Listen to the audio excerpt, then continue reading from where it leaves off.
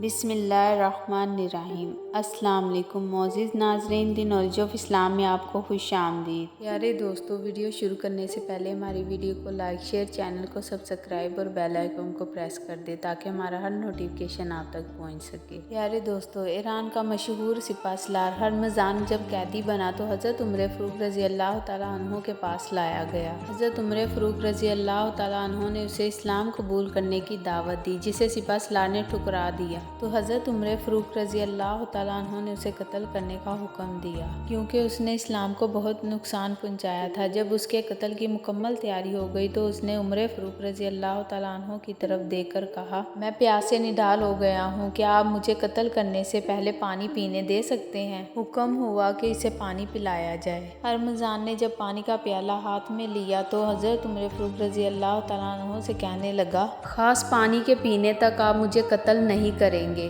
حضرت عمر فاروق رضی اللہ تعالیٰ عنہ نے فرمایا، جب تک تم پانی نہیں پیو گے تمہیں قتل نہیں کیا جائے گا۔ ہرمزان نے پانی کو فوراً گرا کر ضائع کر دیا اور کہا، امیر المومنین، دیکھیے آپ نے وعدہ کیا ہے، اسے پورا کیجیے۔ حضرت عمر فاروق رضی اللہ تعالیٰ عنہ نے فرمایا کہ ہم تمہیں قتل کرنے سے رک جاتے ہیں اور تمہارے بارے میں غور و فکر کریں گے۔ پھر جلاد کو حکم دیا کہ تلوار کو ہٹا دو۔ جلاد کے تلوار ہٹاتے ہی ہرمزان نے بلند آواز سے کلمہ پڑھنا شروع کر دیا تو حضرت عمر فاروق رضی اللہ تعالیٰ عنہ نے فرمایا، تم نے اسلام قبول کیا، اچھی بات ہے، مگر تم یہ بتاؤ کہ جب ہم نے تم سے اسلام قبول کرنے کے لیے کہا تھا تو تم نے اسلام کو قبول کیوں نہیں کیا؟ اس نے کہا کہ مجھے اس بات کا ڈر تھا کہ اگر میں اسلام قبول کروں گا تو میرے بارے میں کہا جائے گا کہ موت کے ڈر سے ہرمزان نے اسلام قبول کیا۔ حضرت عمر فاروق رضی اللہ تعالیٰ عنہ نے فرمایا، اہل فارس کی عقلیں پہاڑوں جیسی ہیں، جس کا مطلب یہ ہے کہ بڑے عقل مند ہیں، ان کی عقلیں عظیم الشان ہیں، سبحان اللہ۔ پیارے دوستو،